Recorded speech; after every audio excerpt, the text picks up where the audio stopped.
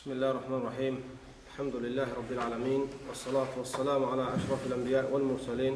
Nəbiyina Muhammedin və ala alihi və ashabi əcməin. Əmmə ba'd. Haradasa qardaşlar, Ramazan qapımızın ağzına kimi gəlib. Bir neçə gün qalıb demək olar Ramazana. Allah Azze və Cəllənin izni ilə. Bu mübarək Ramazan ayının gəlişinə müsəlman özəl olaraq hazırlaşmalıdır. Necə ki, sələflər Ramazan gəlməzdən öncə daimi şəkildə Ramazan üçün hazırlıq ediblər, Ramazan üçün hazırlaşıblar ki, hətta Ramazanı kirli şəkildə və yaxud da günahlarla qarşılamasınlar. Elhamdülillah, bu 12 ayın içində olan ən əfsəl ay Allahın insanlara bəxş etdiyi ən böyük rəhmət aylarından biridir. Çünki bu ayda hədisdə gəldiyi kimi cənnətin qapıları açılır, cəhənnəmin qapıları bağlanır və şeytanlar buxovlanır. Bu fürsətdən nəfs tərbiyəsi üçün, mənəviyyəti gücləndirmək üçün müsəlman mütləq istifadə etməlidir və müsəlman həris olmalıdır. Çünki bu fürsət, yəni gələn bu il, əgər insan məhrum olsa Ramazanda nəfs tərbiyəsindən özünü islah elə bilməsə, Allah bilir ki, gələn ilə kimi hansımız yaşayacaq, hansımız dünyamızı dəyişəcəyik, onu Allahdan başqa kimsə bilmir. Allah Azze və Cəllə bəzi günlərdən əfzəl, bəzi adamları, bəzi adamlardan əfzəl, bəzi məkanlardan əfzəl edir ki, bununla əksi də bilinsin.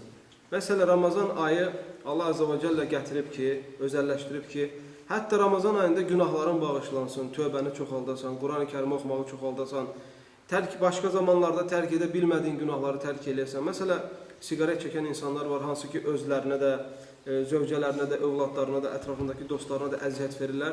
Bunlar üçün böyük fürsətdir ki, Ramazan ayında neynəsinlər qardaşlar? Məsələn, siqareti buraxsınlar. Eləcə də hansı insanlar ağzından natəmiz sözlər çıxardırlar. Fürsətdir ki, onlar da bu pis adəti, pis sözləri tərk eləsinlər. Qısa əhkamlar var Ramazanla ilgili. Bir müsəlman olaraq hamınız bunu bilməniz lazımdır. Birincisi, diqqət edilməsi məsələ odur ki, cahillərdən uzaq olmaq lazımdır. Cahillərdən uzaq olmaq lazımdır. Çünki sən ola bilsin ki, deyəsən ki, mən pis söz danışmıram, mən yalan danışmıram, nə bilim, mən söyünç söymürəm, mən qumar oynamıram və yaxud da içki içmirəm və s. kimi şeylər. Amma məsələ bu deyil.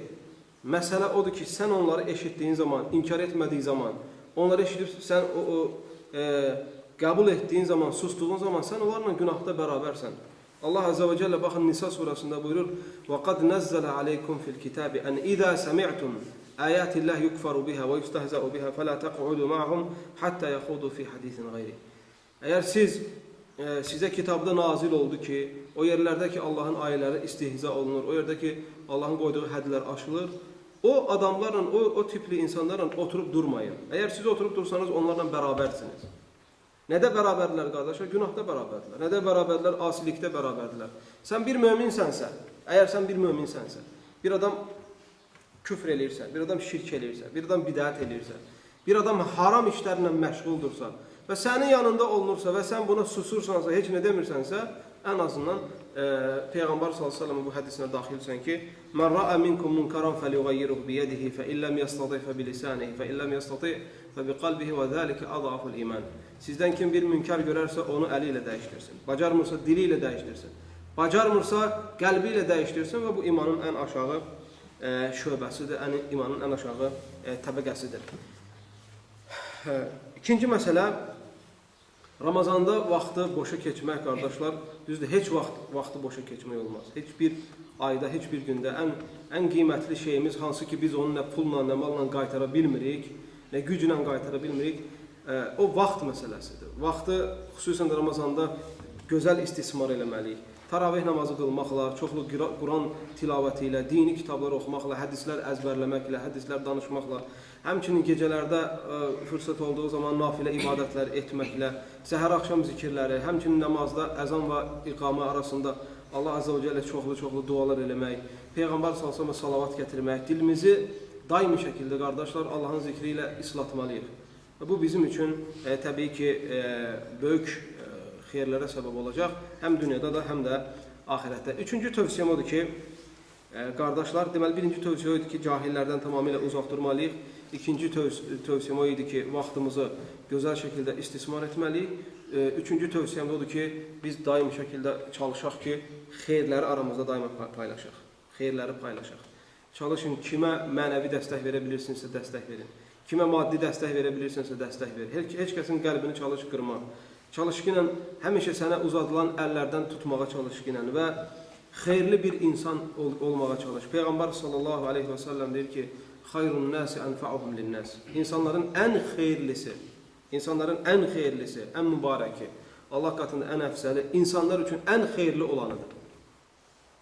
Elə insanlar var ki, sənin malıva, puluva ehtiyacı yoxdur. Elə insanlar var ki, sənin sadəcə mənəvi dəstəyə ehtiyacın var. Səndən gözəl söz gözləyir.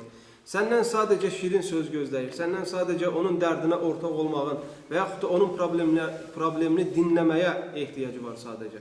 Elə insanlar var ki, sənə sadəcə köksünü açmaq istəyir. Ona görə bir müsəlman kimi, qardaşlar, çalışaq, xeyirli insan olaq. Həm dostlarımız üçün, həm tanışlarımız üçün. Ki, hətta Allah Azze və Cəllənin qatında dəyərimiz, qiymətimiz olsun. Allah bizə işdə faydalardan etsin. Bizləri xeyirli bəndələrindən etsin. Sözlərimizdə və əməllərimizdə ixlas nəsib eyləsin. Fitnə və fitnə əhlin şərrindən Allah Azze və Cəllə hamımızı qorusun. Və sallallahu və səlləm və barik alə nəbiyyə Muhammed və alə alihi və sahbihi əcməin.